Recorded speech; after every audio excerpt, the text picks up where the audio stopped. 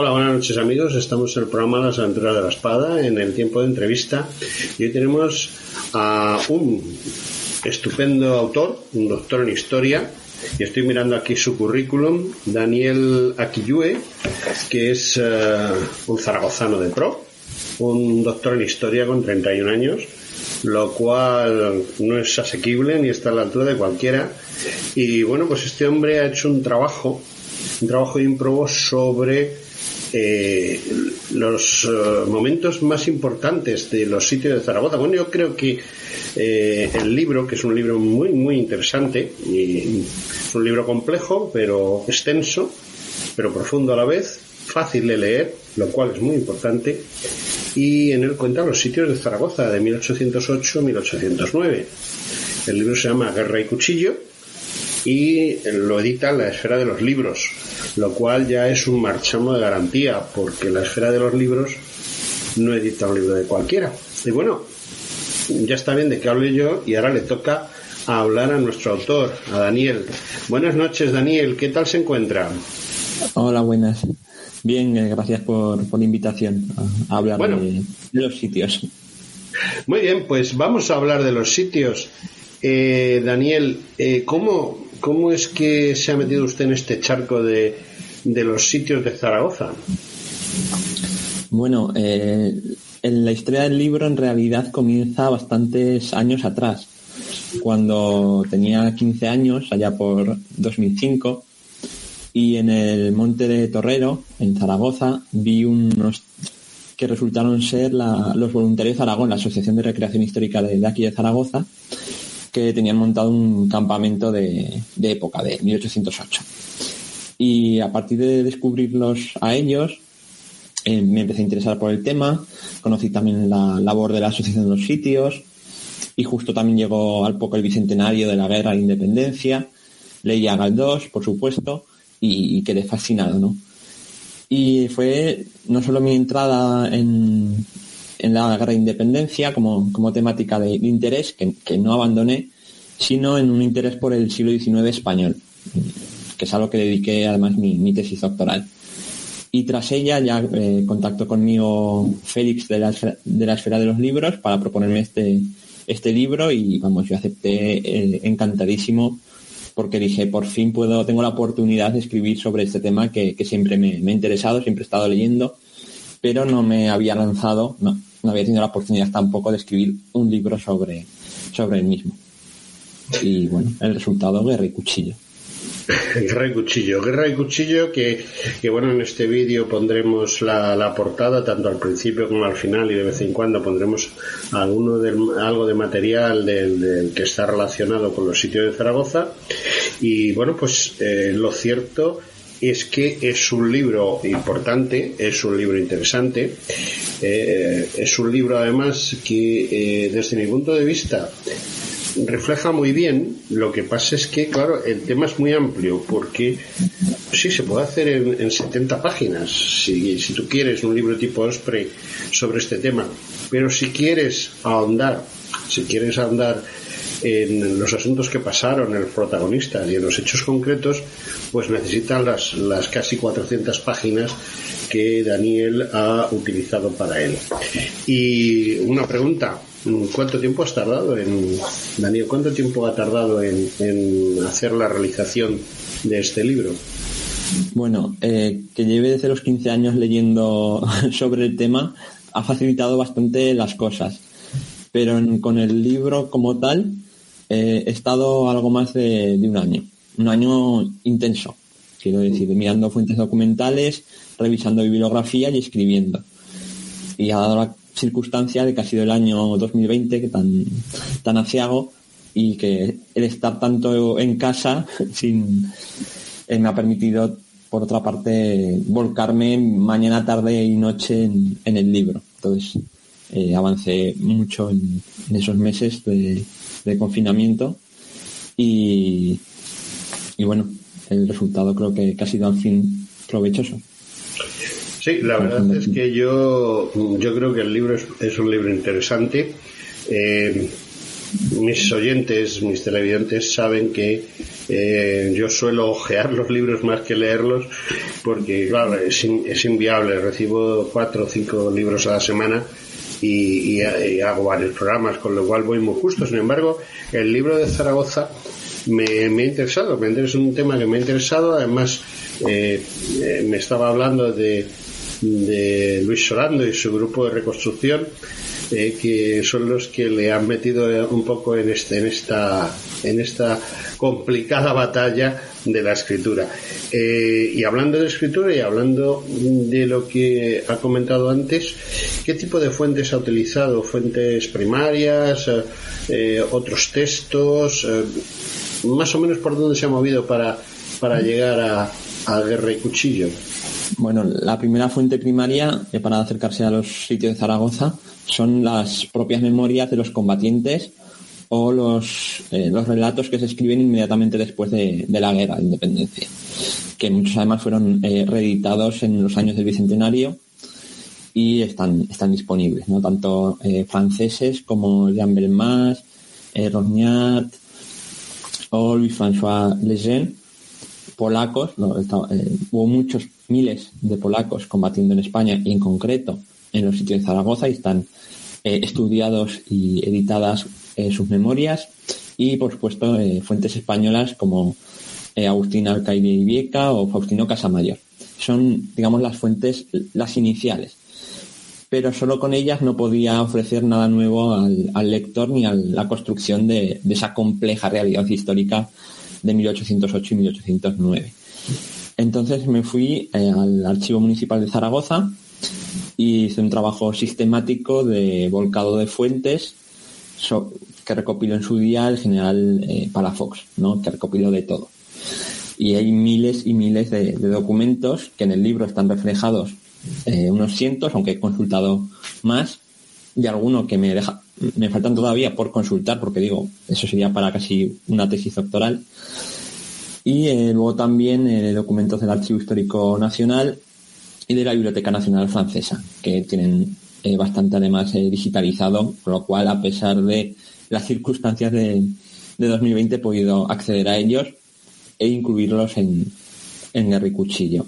Y al cruzar todas estas fuentes, además de autoridades de distinto tipo, civiles y militares, enfrentadas entre ellas, aunque fueran españoles, fuentes francesas, la visión polaca, visiones de combatientes a ras de suelo, ¿no? que escriben en el momento o años después, pues toda esa información cruzada me ha permitido este relato que a pesar de que tiene toda esta información, he procurado que sea ágil, porque si se enmaraña con 1000 datos, la gente puede que no lo lea, y si la gente no lo lee, ¿qué sentido tiene que escriba sobre el tema?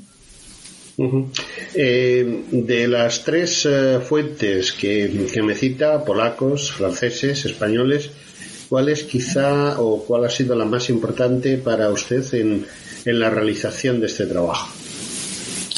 Pues la que me ha resultado más interesante han sido fuentes españolas, pero, como digo, de gente común, de gente hombres y mujeres que combatieron en 1808, vecinos de Zaragoza o soldados que llegaron de otros puntos de España a Zaragoza, y que al acabar la guerra, en 1813-14 ya, empiezan a escribir pidiendo pensiones, condecoraciones, alguna distinción.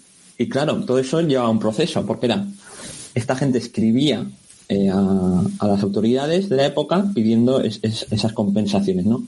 Y para ello tenían que aportar testigos de que habían estado en tal punto combatiendo y habían hecho tal hecho heroico, y luego esas autoridades a su vez pedían informes a oficiales militares que habían estado presentes, con lo cual es una información bastante veraz y que cuenta historias, pequeñas historias que habían pasado muchas desapercibidas en los grandes relatos, porque eran gente sin nombre, sin grandes cargos, eran labradores, artesanos, mujeres. Entonces esa información ha sido la más suculenta, y es desde incluso hay procesos judiciales, ¿no? desde un mozo que se alista en junio de 1808 y el 15 de junio sale a combatir con 2 piedras, literalmente, a mujeres que están en el panteón de heroínas y te encuentras que además de combatir a los franceses falsificaban documentos de Palafox, ¿no? Para dar licencias a los soldados. Entonces, eso es para mí lo interesante de la historia. La gente común, que es la que dio la batalla, en realidad, la que principalmente dio la batalla, fueran civiles o soldados en 1808. Daniel, me ha llamado poderosamente la atención porque hay muchos autores que entran de lleno en el meollo de la cuestión.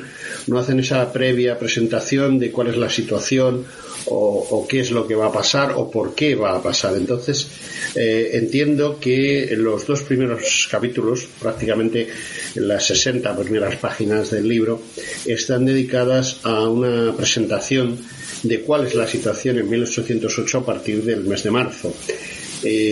Quizá la situación en Zaragoza está muy condicionada por la situación en el resto de España y en concreto en Madrid, que es donde empieza la revuelta con los franceses, o es algo totalmente independiente. Es decir, Zaragoza se lanza a luchar contra el invasor independientemente de lo que haya pasado en Madrid. Bueno, para empezar, esa es una de las intenciones que tenía con el libro, es contextualizar adecuadamente. Porque muchas veces, si presentamos directamente la batalla, no vamos a entender nada. No vamos a entender por qué esa gente combate, por qué combate de esa manera, o por qué toma determinadas decisiones, ¿no? Y quería dar una visión de los sitios de Zaragoza, pero en realidad también, en cierta medida, el libro puede servir para quienes introduzcan el tema como una narración de la primera fase de la guerra de independencia, ¿no? Y bueno, aquí en Zaragoza confluyen varios procesos, principalmente el levantamiento y con el motín popular del 24 de mayo de 1808 está relacionado directamente con las abdicaciones de Bayona.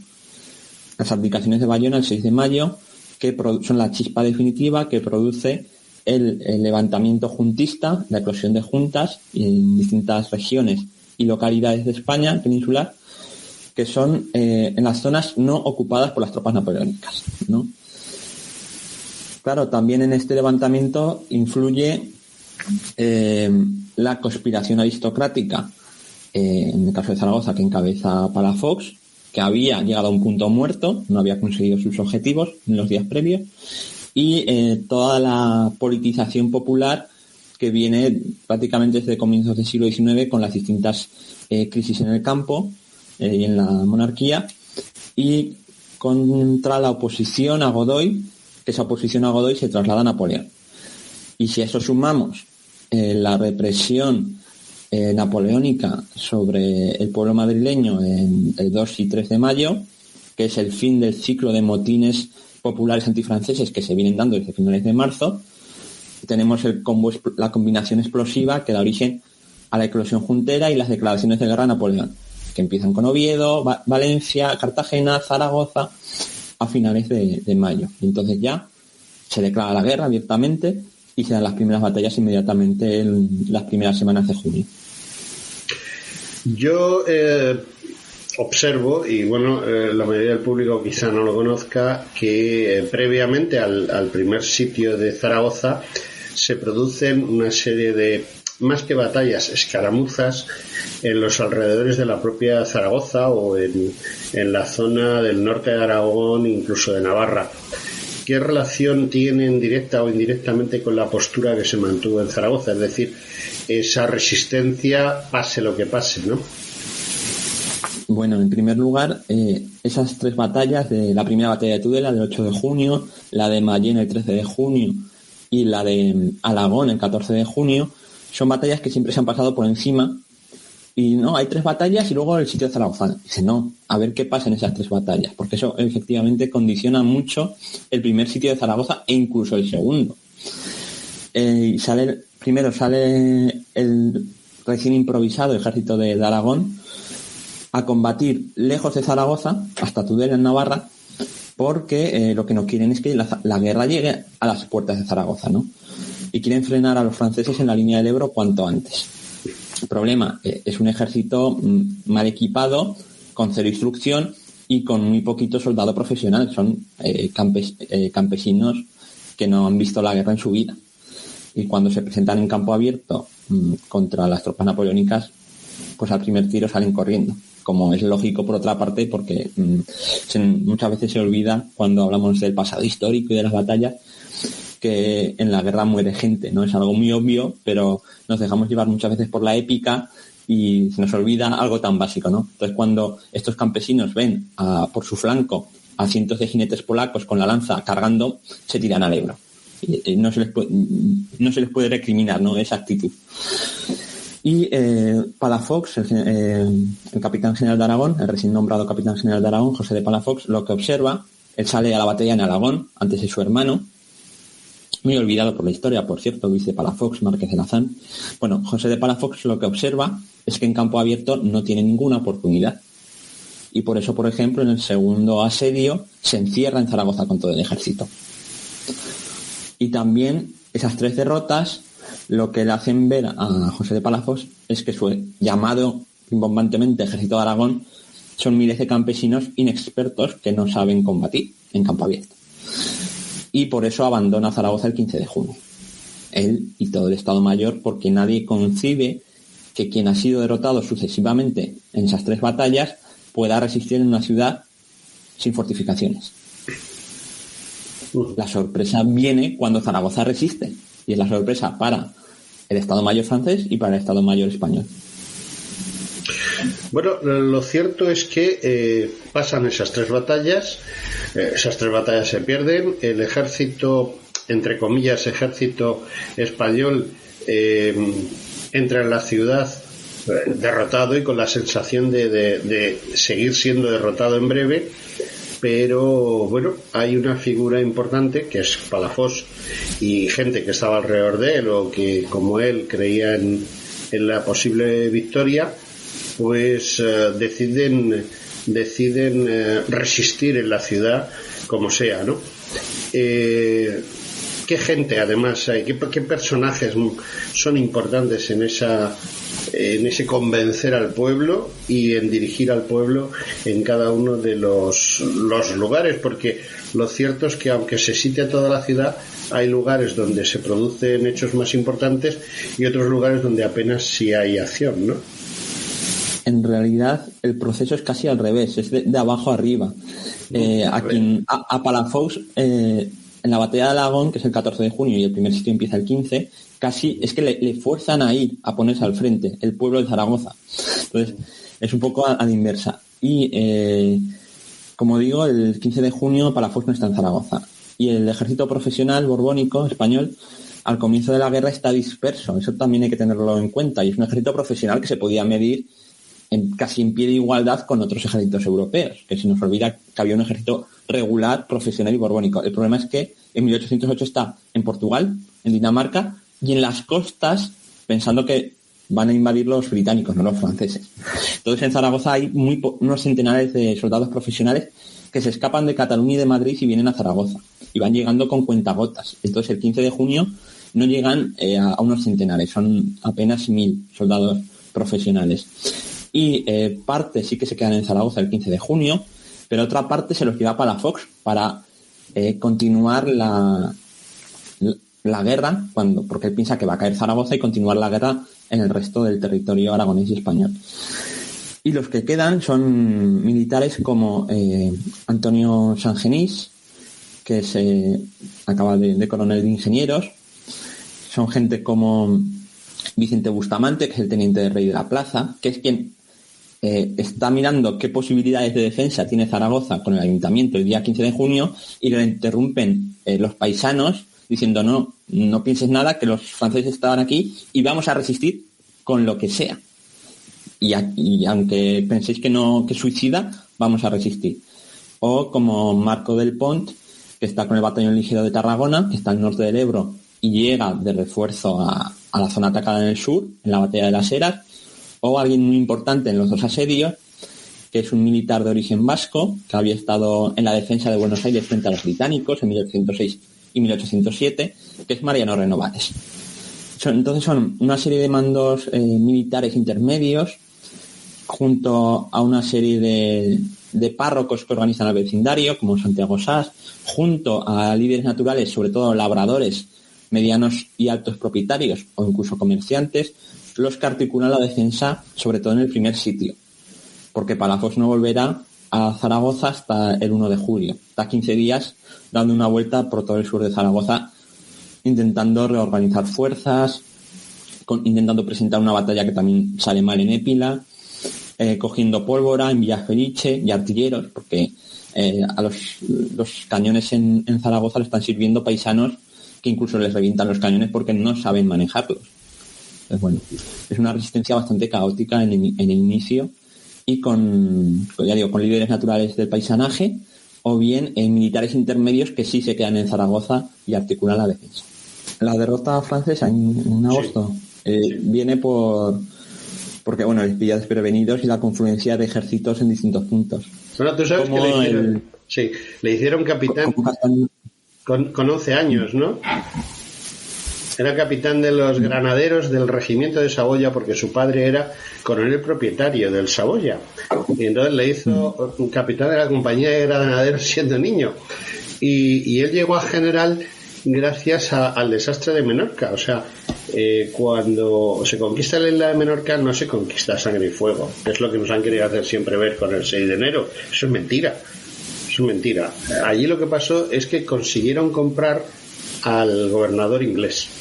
Le pagaron, el otro se rindió y entonces, oropeles para todo el mundo. ¡Hala! El que rindió el 6 de febrero, que no fue el 6 de enero, el 6 de enero se inicia el asalto al castillo y el 5 de febrero desaparece la caja de caudales con la que se pagaba la tropa y el día 6 se rinde el inglés, el general Murray. Le hacen un consejo de guerra, pero no pueden demostrar. Al que fusilan es a otro que estaba también en aquel ajo, pero le fusilan un poco antes. Murray salvó el pellejo. Todavía no se sabe cómo, pero salvó el pellejo. Pero el otro no era general, el otro era un almirante. Sabes que estaba también en aquel ajo y a ese no le salvó nadie. Ese cayó, pero vamos, total. Bueno, vamos a lo nuestro. Bueno, estamos aquí con Daniel Aquillue, que es un zaragozano de pro, que ha escrito un interesante libro sobre lo que son los sitios de Zaragoza. Y ya hemos llegado al primer sitio, hemos estado hablando de prolegómenos y bueno, ¿cuándo se inicia el primer sitio? Entiendo que Palafox a lo mejor al iniciarse el primer sitio todavía no estaba presente, sino que llega en ese intervalo de tiempo y bueno, ¿qué es lo que se logró o cómo los hombres y las mujeres de Zaragoza lograron parar a los franceses? Bueno, el primer sitio se inicia tras la batalla de las Heras el 15 de junio, que es la victoria zaragozana, inesperada por todos. Hay 2 semanas en las que el ejército napoleónico pide refuerzos y artillería de asedio que no tenía, y viene con el general Verdier, sumando 15.000 soldados en torno a Zaragoza, y es una defensa realmente caótica, pero caótica a unos niveles que me sorprendió cuando leía las fuentes, porque había hasta desertores que luego capturaban en otro pueblo y los mandaban en carretas atados de vuelta a combatir a Zaragoza, ¿no?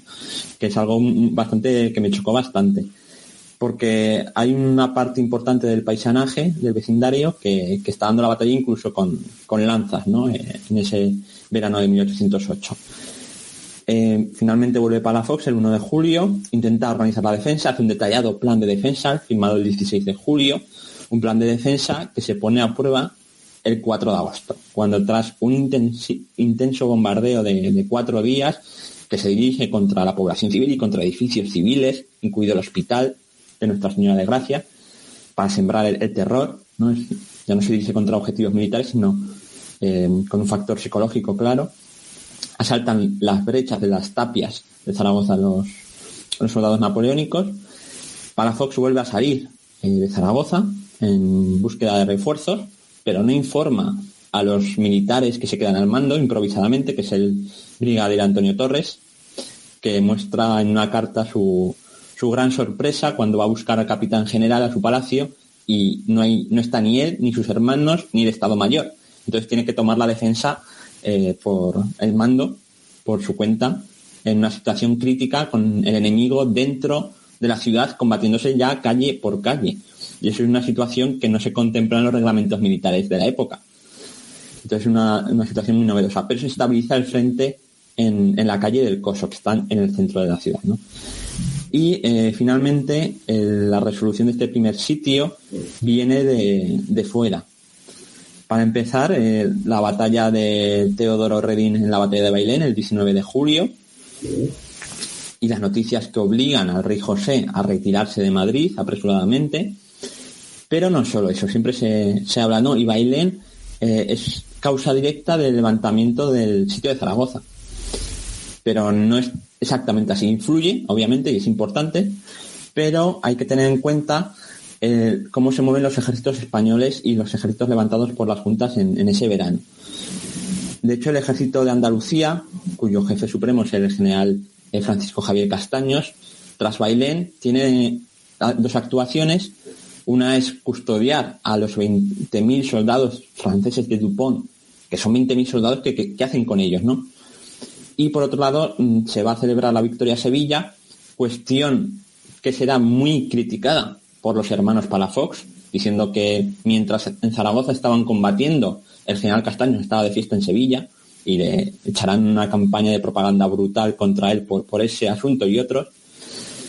Pero hay otros ejércitos españoles. El ejército que ha levantado la Junta de Valencia ha vencido a finales de junio al ejército napoleónico de Montseny, que se bate en retirada hacia Madrid, y junto al ejército de Murcia, son el ejército de Valencia y el ejército de Murcia, de Murcia y Valencia, con Saint-Marc, O'Neill y el conde de Montijo, quienes suben hacia Zaragoza y acuden en su socorro, uniéndose a las tropas aragonesas del barón de Barsás en Calatayud, y hacen presión desde el sur que casi copan al ejército napoleónico que sitia Zaragoza. Pero es que desde Huesca, al norte de Aragón, el coronel Felipe Perena también organiza paisanos que bajan desde el norte hacia el sur, y desde Baleares el general Vives desembarca en Cataluña y avanza desde Cataluña también hacia Zaragoza. Entonces hay varios ejércitos que están a punto de rodear por completo a los sitiadores, a las tropas napoleónicas, que finalmente se tendrán que retirar. Y a eso las propias fuerzas que reúnen los hermanos Palafox en Pina de Ebro entre el 5 y el 9 de agosto y entran en Zaragoza por el norte. Con lo cual hay una pinza que obliga a los generales franceses a retirarse si no querían ser rodeados y capitular como Dupont en Bailén. Bueno, estábamos comentando que hay una serie de motivos por los cuales los franceses se ven obligados a retirarse, básicamente por ese ingente número de diversos ejércitos de Murcia, Valencia, Baleares, etcétera, que se mueven y provocan el que prácticamente sean copados en sus posiciones frente a Zaragoza, pero que uno de los detonantes más importantes es la victoria de Teodoro Redín en lo que es la batalla de Bailén. Esa batalla, la batalla de las dos mentiras en el cuadro de Casado de la Bisbal. Uno, la presencia de general Castaños. El general Castaños no estuvo en la batalla de Bailén, sino que era el jefe militar de Andalucía, pero en esa época pues estar a 40 kilómetros de la batalla, como sucedió con Castaños, es como estar en la luna ahora, o quizá peor todavía, ¿no? Y bueno, pues comentábamos también el hecho de que Dupont estaba herido en una camilla porque tenía rota la cadera. Esto, desde mi punto de vista, influenció enormemente la batalla de Bailén, en que primero que se levantasen esos ejércitos, supongo, y después en que los franceses se retirasen. Pero también provocó lo que sería el segundo sitio, porque la idea de Napoleón era hacer que Francia, la frontera francesa, bajase hasta el Ebro. De hecho, no era una idea, es algo que se plasmó en papel y bueno, pues que su hermano, el rey José, el que él nombró como rey de España, pues tuviese un país un poco más pequeñito, ¿no? Por lo menos la península era de lo que es exactamente el Ebro para abajo, y del Ebro hasta los Pirineos se convertían en provincias francesas. Esto, en un principio, claro, al retirarse los franceses por efecto de la batalla de Bailén, desaparece, pero ya tomaba Napoleón el mando de las operaciones, y nuevamente otra batalla que se produce, en este caso en Somosierra, al norte de Madrid, en la que los lanceros polacos, protagonistas del primer asedio el primer asedio a Zaragoza, pues los lanceros polacos le ganan la batalla a Napoleón, y los españoles, al perder la batalla de Somosierra, provocan el segundo sitio, ¿no? El segundo sitio viene después de la entrada de Napoleón al frente de la Gran Armée, el 6 de noviembre, que pretende resolucionar el problema de la guerra de España, que luego dirás la maldita guerra de España, rápidamente, derrotando a los ejércitos españoles y al ejército del británico Moore, que ha desembarcado en Portugal, ¿no? Y él lo plantea pues en una típica campaña napoleónica de batallas campales decisivas, rápidas y envolventes, con él al mando y sus mariscales de su confianza, porque viene el mariscal Ney o el mariscal Jean Lannes, que era el ojito derecho de Napoleón, ¿no? Y él se dirige directamente a Madrid con intención de conquistar la capital del reino, que piensa que eso pondría fin a la guerra, y dirigirse después a Portsmouth. Y deja los combates de sus flancos a sus principales mariscales, y de ahí vendrá el segundo sitio de Zaragoza.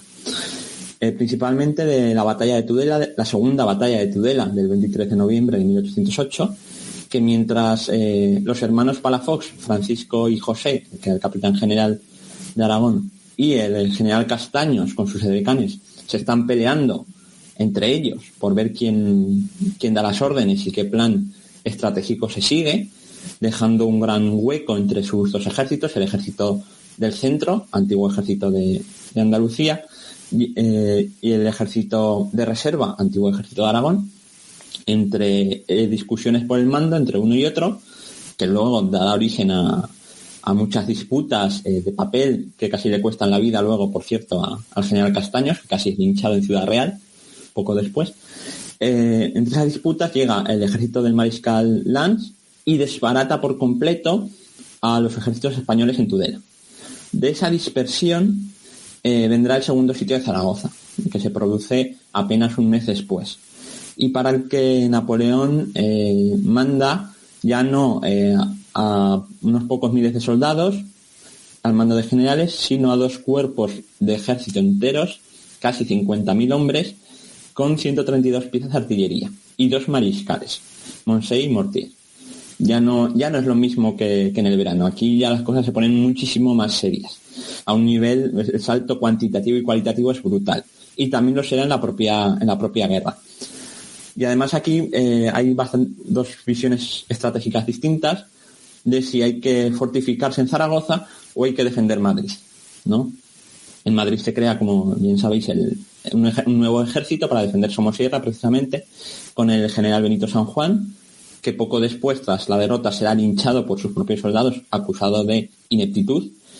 En Madrid, el pueblo intentará resistir, montando barricadas, pero las autoridades optan por la capitulación el 4 de diciembre ante Napoleón, que además está el cuadro de Gros, y Zaragoza, una vez cae en Madrid, se mantiene en sus 13 de resistencia a ultranza, concentrando ya no solo a su vecindario, esas 50.000 almas, sino a todo el ejército de Aragón o de reserva, que son 30.000 soldados, más todo el ejército del centro, todas las divisiones del centro, que desertan de Castaños para unirse a la defensa de Zaragoza. Porque en ese momento la fama de Castaños está literalmente por los suelos. Y a eso hay que sumar los miles de refugiados de todas las poblaciones de la ribera del Ebro, desde Navarra a Aragón, que vienen a Zaragoza buscando refugio de la guerra, y por desgracia muchos encuentran la sepultura en vez de la protección. Uh-huh. Bueno, este segundo sitio tenemos claro cuándo empieza, porque nos lo acabas de decir, pero evoluciona de una manera completamente diferente a la anterior.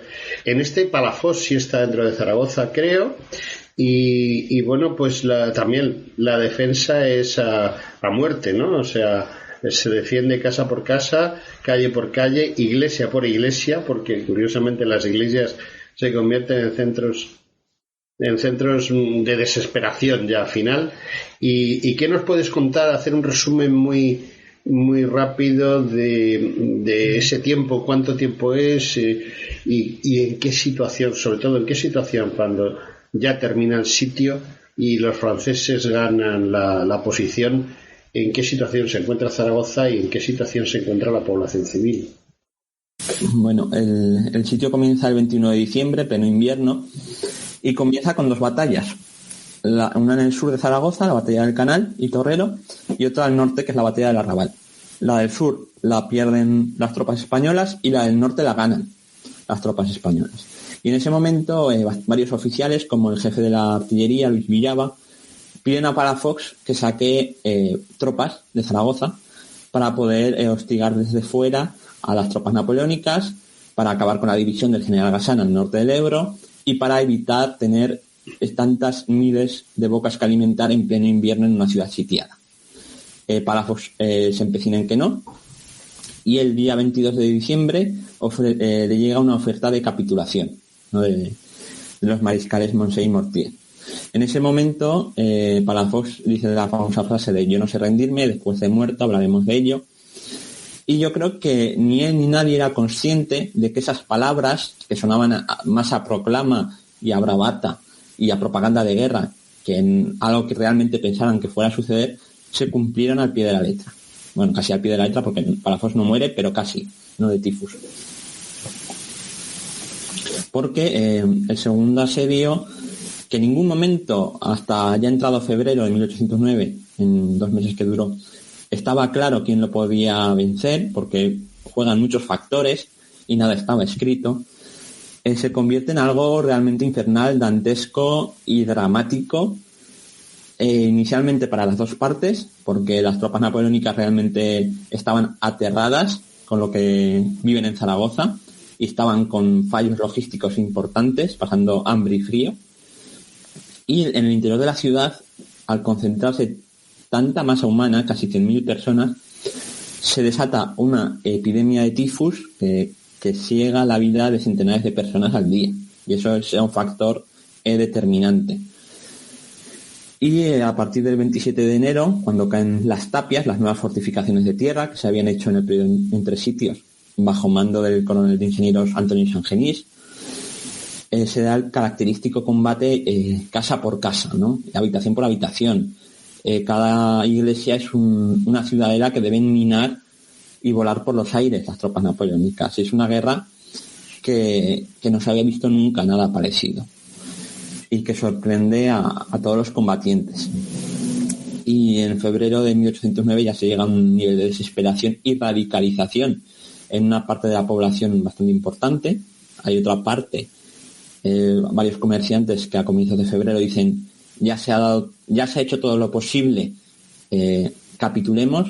También hay algún militar que no entiende cómo, una vez caen los muros y se da la guerra dentro de la ciudad, no se capitula, porque ya se ha salvado el honor, porque según los reglamentos de la época, cuando haya abierta brecha en los muros, ya se puede capitular con honores una plaza.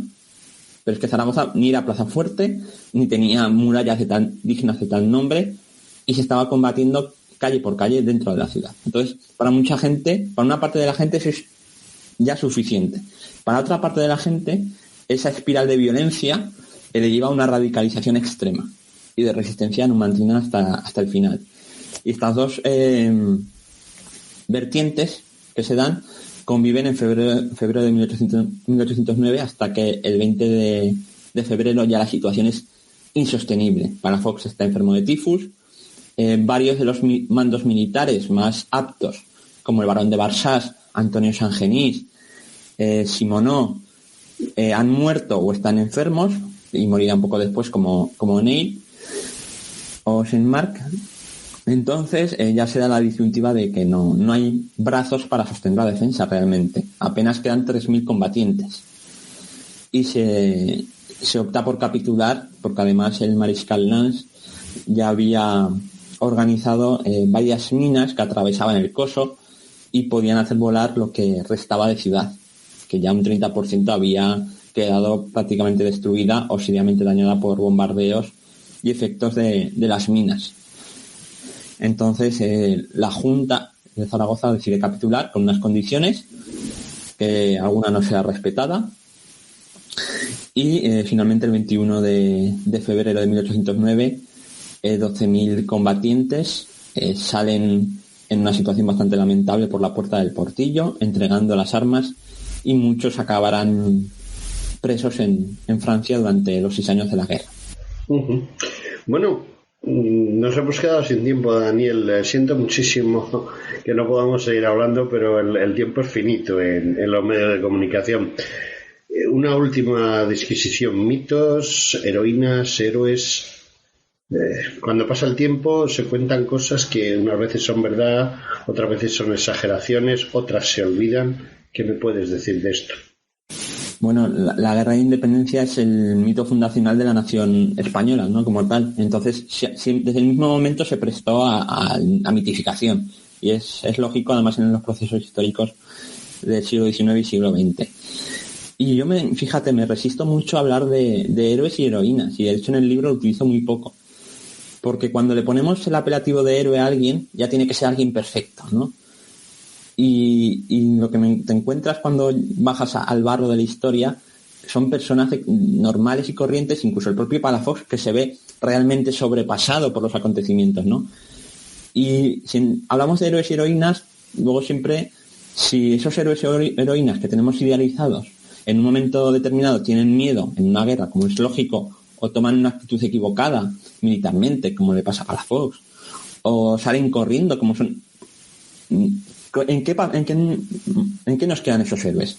No los entendemos. Entonces yo prefiero hablar de personas en sus contextos, porque esos héroes y heroínas de Zaragoza que defienden Zaragoza en el primer y en el segundo asedio han salido corriendo en las batallas previas, o en algún momento de esta vorágine de acontecimientos intentan soltar las armas.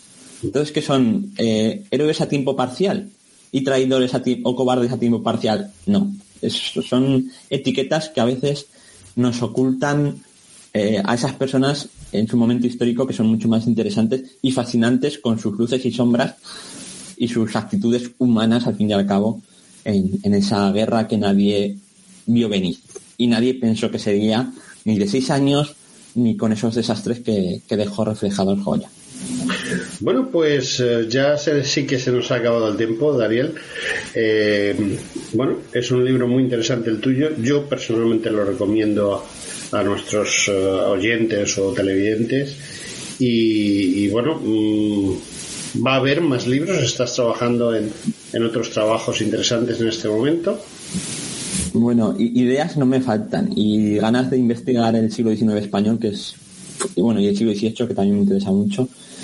Son mis dos ámbitos. Ganas no me faltan, ideas tampoco, y también tengo algunas cositas a medias, pero dadas las circunstancias, lo primero es asentarme un poco laboralmente, y una vez tenga un asentamiento laboral, dedicarme a investigar más a fondo y escribir, y poder ofrecer de una forma más o menos ligera al gran público partes de nuestra historia. Muy bien, pues nada, lo único es desearle mucha suerte a Daniel y bueno, pues que se venda muy bien el libro y haya pronto una segunda edición, que eso es muy importante. Y nada más, muchas gracias por acudir a nuestra llamada y participar en el programa. Y bueno, pues te emplazamos para un futuro cuando tengamos otra cosa de la que hablar. ¿De acuerdo? Muchas gracias. Nada, adiós.